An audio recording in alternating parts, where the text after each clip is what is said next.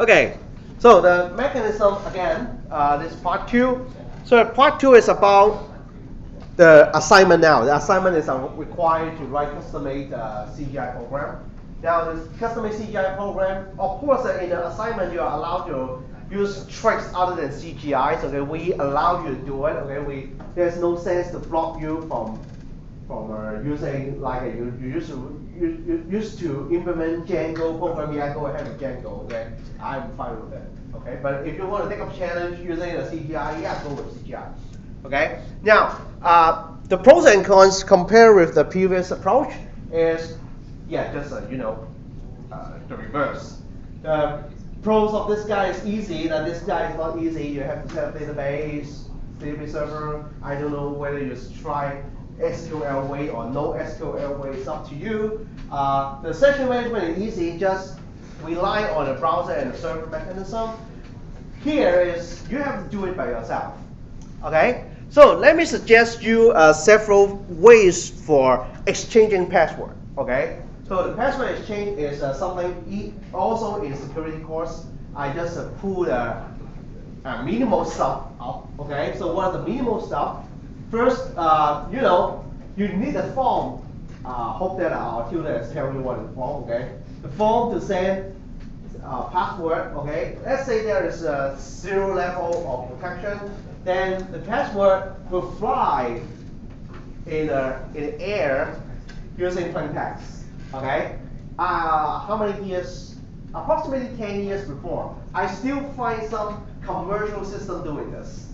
Okay? Because I'm recording, I cannot mention the company's names, but the newspaper. Okay? And some region you need to pay. I have ways because they put something on the URL and some password flying or not stealing other guys, but that URL is already enough. Okay, contain most of the data that I need to bypass it. Okay, so the plain text here is the password and the login. Okay. Oh, by the way, some people always think that the login and the password mechanism, the password is very important. I also say that the login is also very important. Okay, yeah. Just make sure that your login is not so very easy to be guessed. Okay. So this is the basics, level 0 protection. You can steal here. Let's say here someone can break in then to read the password. Also, some bad administrator can sleep at your password if it's plain text. Next is level 2. You use HTTPS to protect you. Okay. Don't ask me how to set up HTTPS server. There's always tutorial on the web. Okay. If you want to try, okay, you can create your self-site cert, okay, or you go to GoDaddy and buy one if you are wealthy enough. Okay. How much now? Last time I bought 2 years for $600. Now you can use less and it is free. Oh, really? Oh, send me the link. I need it, really. I need it for the just server.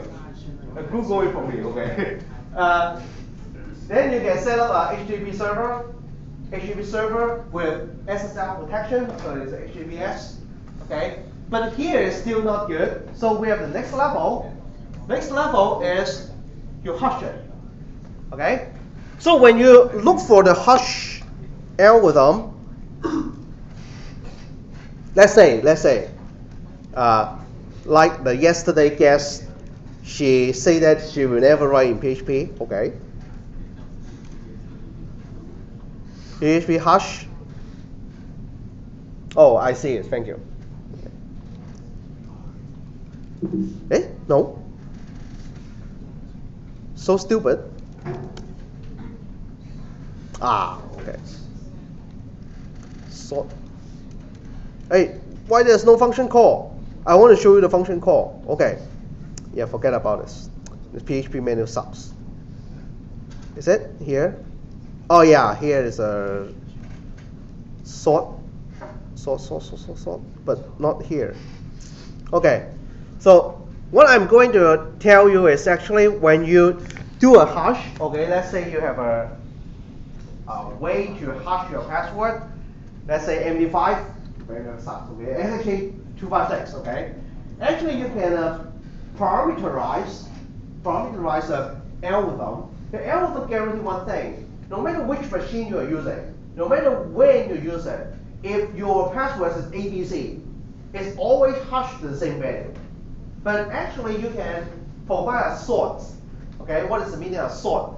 A sort is a parameter put inside the hash function so that it generates another hash value. Okay, so the hash value will change. And the hash sort, okay, is some secret, let's say in your company. Okay, you know that using simple hash doesn't work because every people has the same password will generate the same hash as you.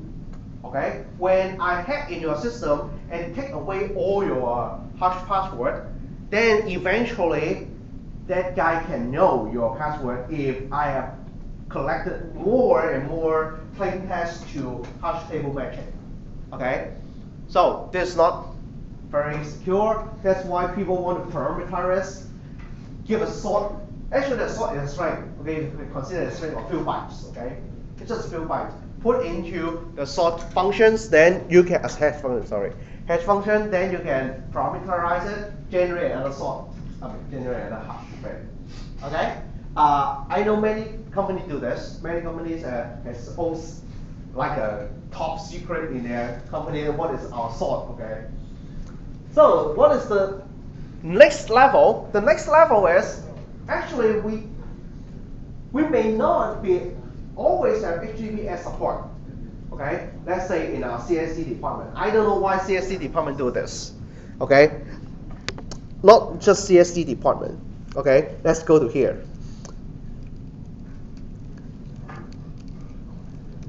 How many of you already go in here frequently? Okay. Okay. So yeah, this is the placement internship program page, right? How many of you are going there already? Can you try? Yeah, can you try? Okay.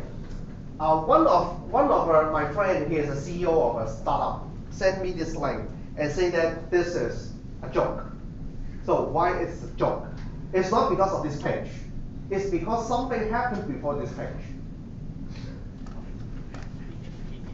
Yeah, you take it for granted already.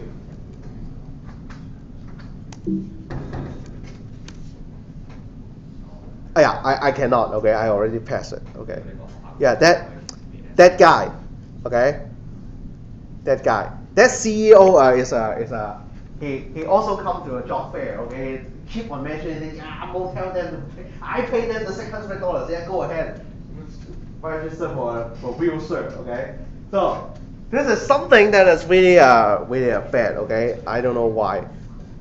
CHK server don't buy any cert. Okay, even CST don't buy it. Okay, so maybe you don't have a HTTPS support. Hey, what happened?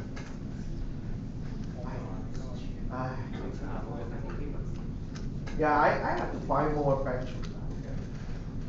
So what should you do next? You can do the following. Now there is a give and a take. Okay. The good thing about this approach is you don't need HTTPS support, but encrypt the code. Encrypt your password. Hash the password. Say the hash password here and compare the hash value directly. But what is a bad thing? Okay, there are two bad things. One, you need to use JavaScript. But people think, yeah, JavaScript is okay. I can always copy code. Okay. Now the problems happen in the code copying. There are some people arguing whether this is a good thing or not. Browsers don't have any cryptographic library. Browsers don't support it. Okay, you have to download others' JavaScript file in order to have the hashing, encryption, so on and so forth. And people argue for one thing: why you trust that source? Why you trust the code that is given to you? Right? Write it yourself. Hmm? Write it yourself. Yeah, you should write it yourself. Google is doing that, but I'm not Google. Okay, I don't have the talents of a Google engineer to write an AES encryption algorithm. It's very hard to write. No, I I know. Give me 1 month. I can do it. Okay. Yeah. So this is the problem, and some people argue it, but yeah, you repeat it. Yeah, I don't care. I just want my web to work. Okay. Then yeah, go ahead with this approach. Okay. Now there is one more approach. One more approach is this approach is for very high-end commercial product. We call it password challenge. How many of you have heard of it? Only you. Okay, always you. Because you see all my lectures before. No one has heard of password challenge. Okay, so this is for a very high-end commercial product. They don't want one thing. They don't want password in any form flying around in the air in the network. Okay, they want to forbid this to happen. So how they implement the login mechanism is very, I don't say interesting, but I give you a very interesting example, but the real case is not that interesting. So the example is like this. I have this system login client. I don't know what it's client. Maybe it's your app, maybe it's a web, or maybe it's a console application. Doesn't matter. You want to log in and tell this guy that, hey, I'm Ty Wong, I want to log in. Okay? Now the server have to respond to you. What is the server response? The server response is very interesting. He may have the hash version of your password, or maybe a plain text version of password. Doesn't care. Okay? Maybe both. Doesn't care. What is important is he is a server program, will encrypt a random number, really random number you cannot guess. Okay? A random number big enough, encrypt it with your password or a hash version of a password. That's why I said doesn't care.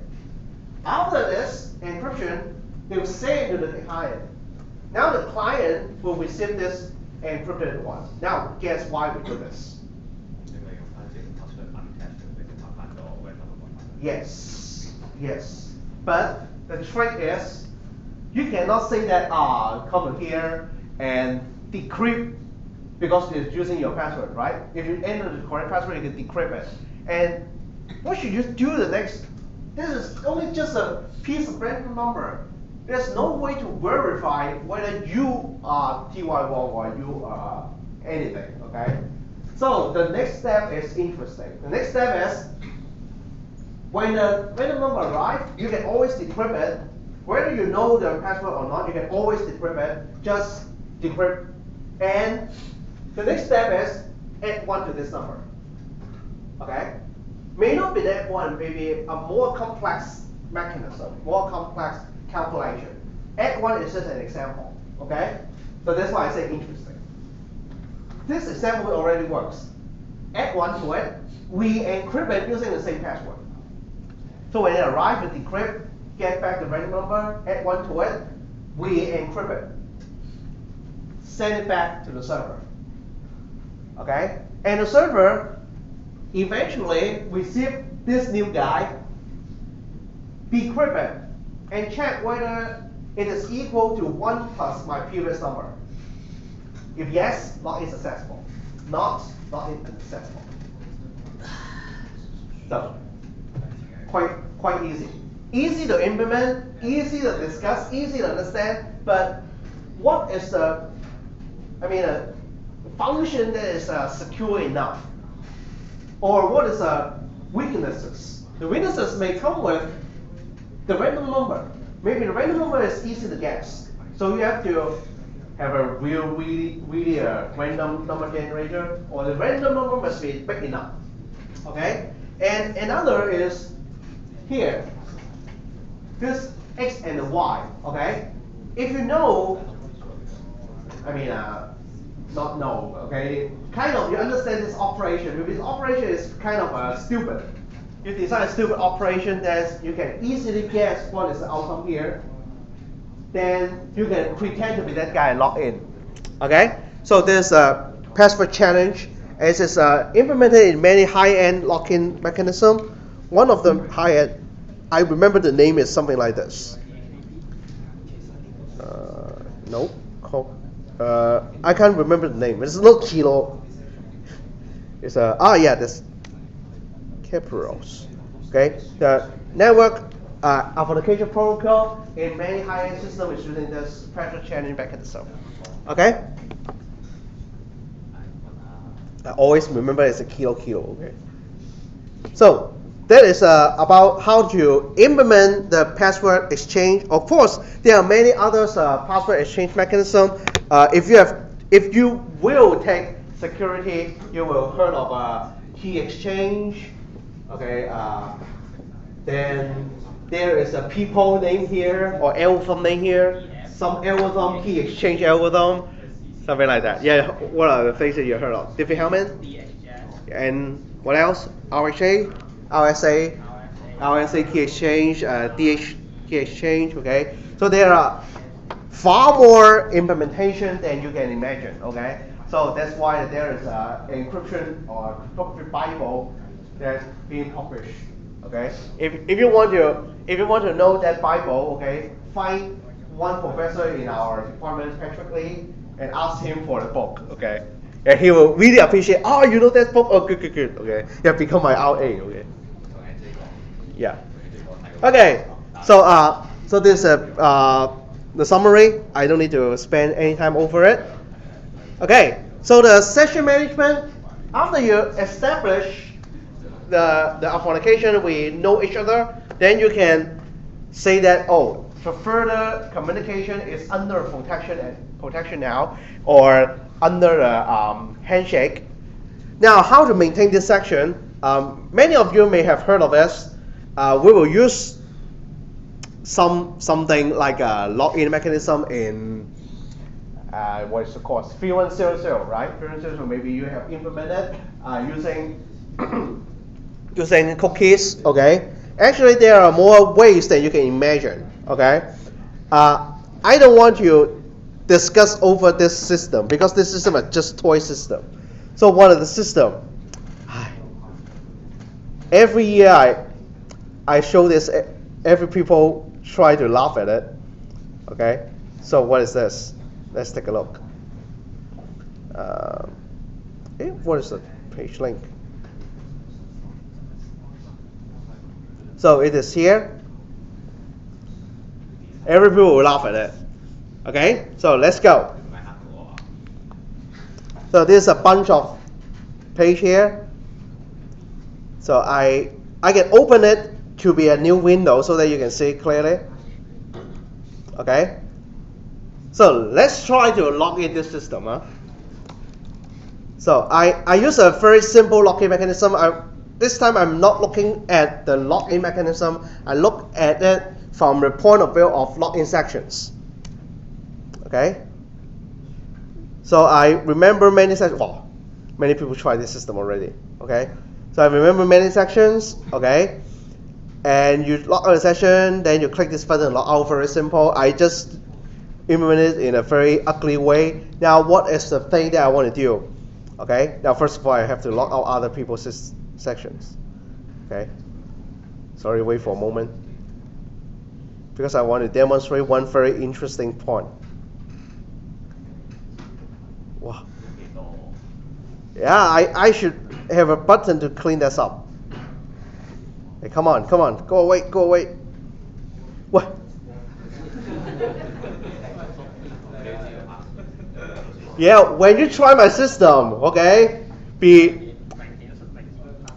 clean. How clean? Keep all the house clean, please. Okay. Oh yeah. Okay. So again. Okay. Good. I log in. Now I reload. I reload now. Okay. So what does the button mean? This button means that there's form submission using the post method.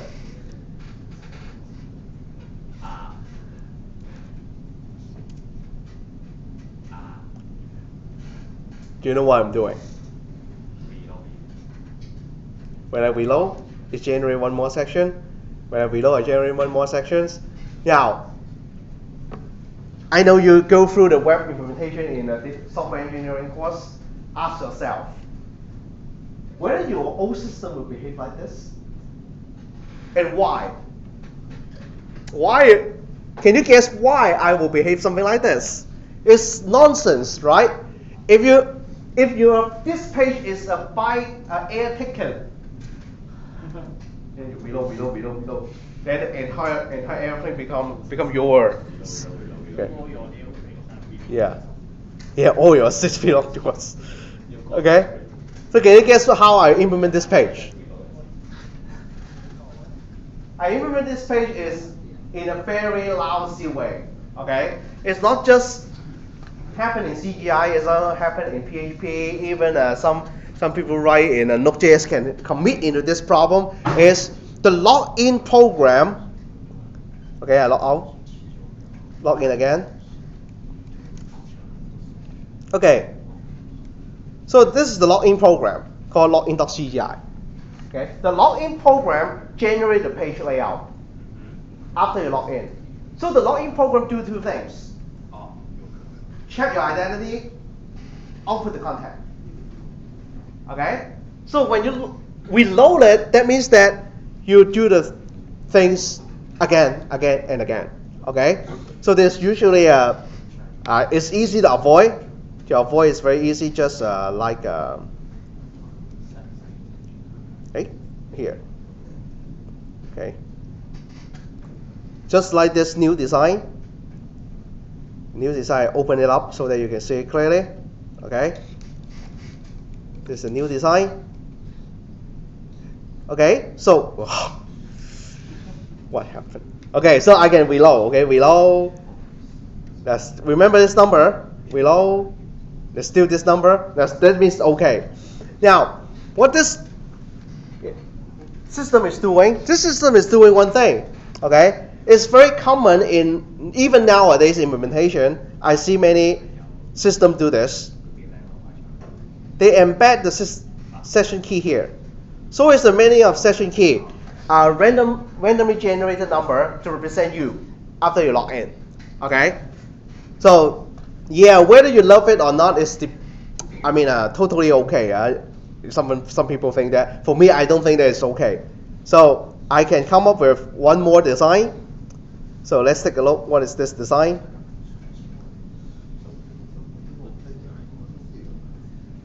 This design. Okay, so open up here.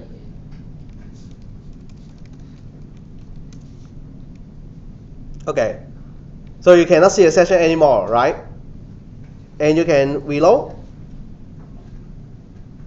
Okay, still see the same section. Can you guess where I hide the section? You say cookie. How about others?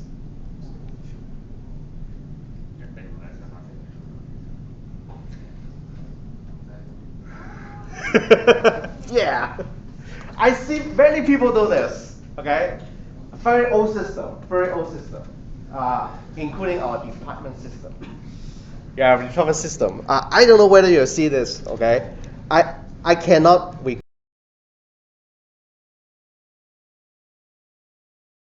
of the cookies information, which is local to the browser.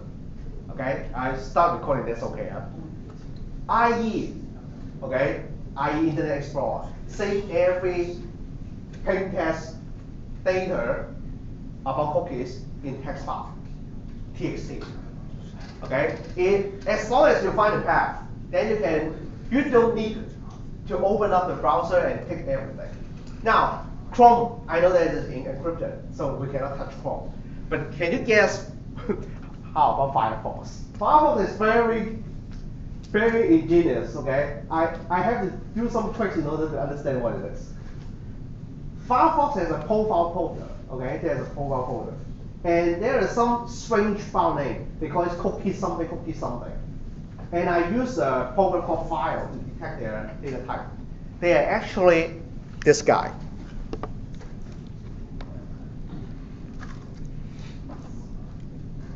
SQLite. How many of you have heard of it?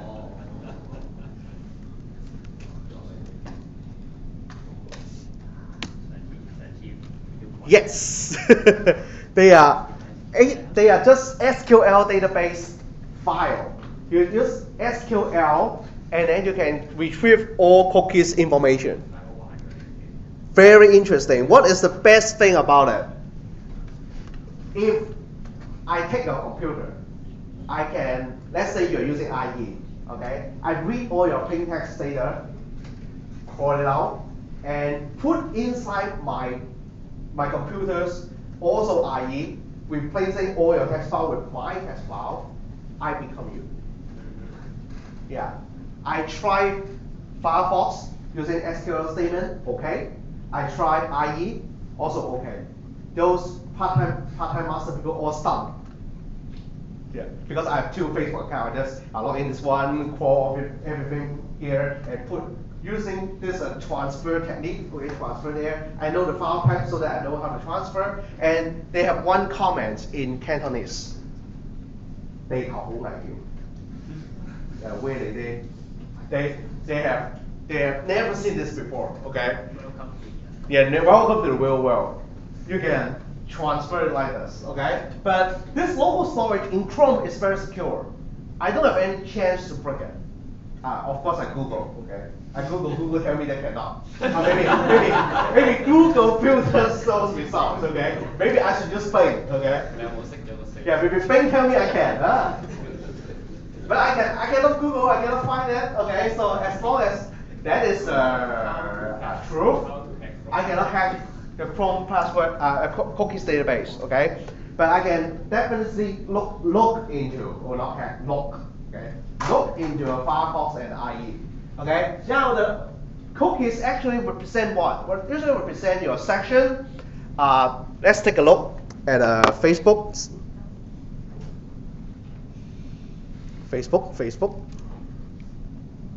Okay. Wow. See, this guy always posts something evil, okay? She is the one of the guest lecturer last time, okay? So in Chrome you can take a look here. I will zoom in. Resource. Oh, here. Cookies. Open it up.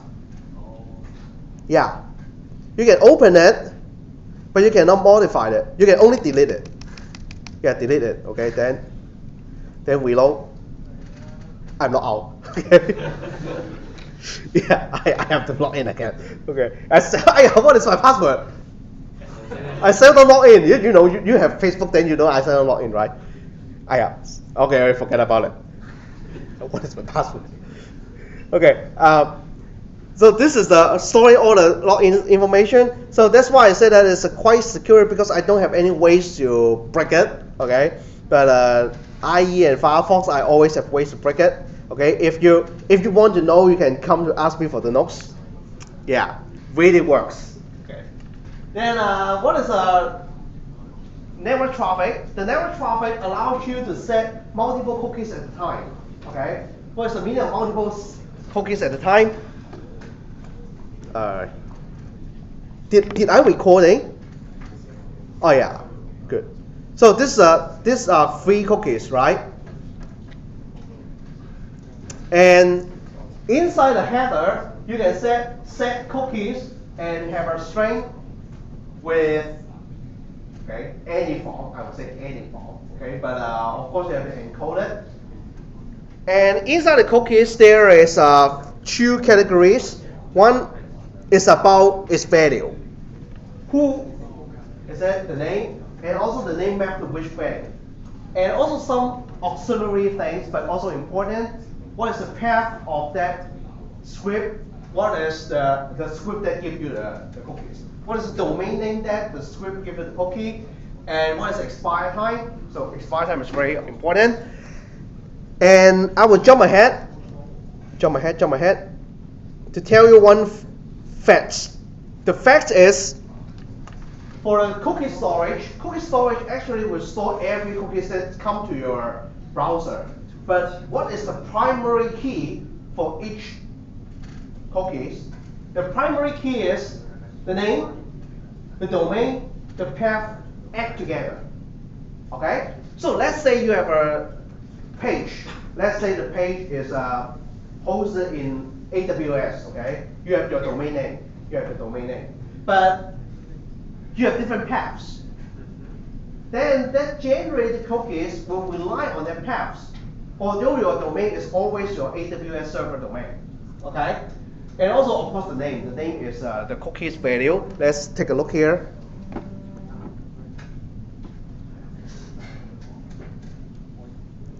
Here is the name of the cookies. The value is just a section, I believe, okay? And I don't know why it's give you this value. Everyone know what it is, right? It's http://facebook.com/facebook.com/. Okay. I don't know why it's giving this useless. Okay. But yeah, these three guys together form a key. Now, what happens if a server response give you a new cookies which hits this primary key? Then you will update your existing cookies. If this request, okay, so here. Yeah, I mean this bunch of things. Okay, the three values add together is a new tuple.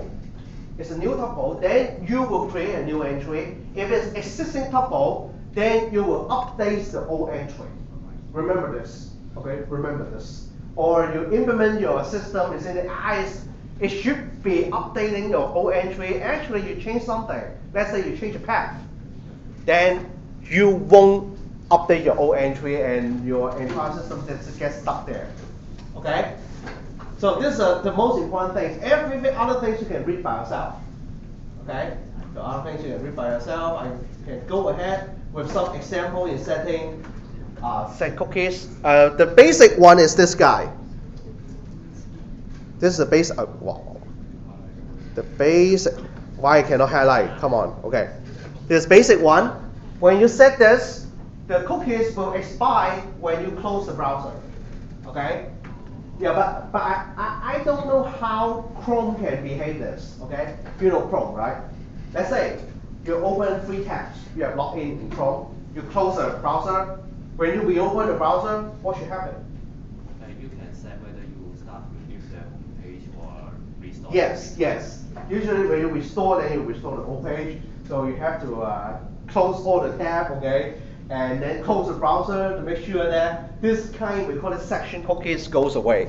Okay? So what is the meaning of section cookies? You can find it here. Yeah. A cookie is without expiry, so it's called a section cookie.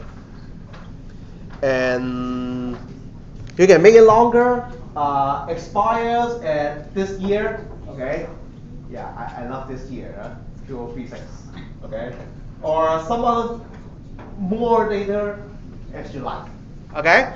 So we will continue next time. Next time will be faster, yeah, even faster, I would say. Because we have only 2 topics left. One is the best practice implemented in Drupal. Drupal is a content management system. They have a very ingenious way to handle all the cookies. They call it persistent cookie implementation. Another stuff that we have left is tracking cookies. Okay, how to implement tracking cookies. Then when we finish talking about JavaScript have many features that related to the, if we want to implement the full tracking like Google Analytics, you need JSON-P, you need some injection technique, okay? So we will continue later, but this time I will give you a brief introduction how to implement this tracking, okay? It's very easy. If you want to have the code, you can ask me, I don't give you the code, okay?